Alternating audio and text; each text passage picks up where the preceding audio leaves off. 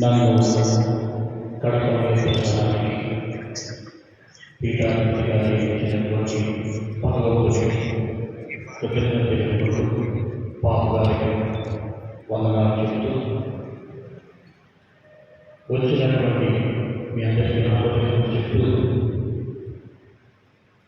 ఇంతవరకు మన ప్రసంగాన్ని ఎంతో గొప్ప సేవ చేసి అమూల్యమైనటువంటి విశిష్టమైన సేవలు మనకు అందించినటువంటి మన పీఠాధిపతులు గాలి గారు నిజానికి వారు మొట్టమొదటి వచ్చినప్పుడే చెప్పారు, నేను కొద్ది కాలంలో ఉంటాను అని చెప్పారు.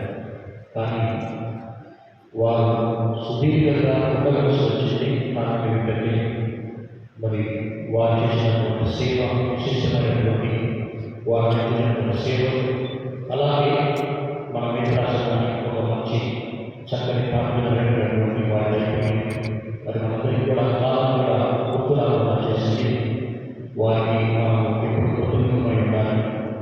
వారికి మీకు కూడా పలకడానికి మనం కార్యక్రమాలు రూపొందిస్తున్నాం. ప్రస్తుతం మన అందరి ముందు దేవుడి సన్నిధిలో వారు చేసినటువంటి అనేకమైన సేవలను వారి వందనాలు చెప్తూ, అలాగే మన ఆహ్వానించినందుకు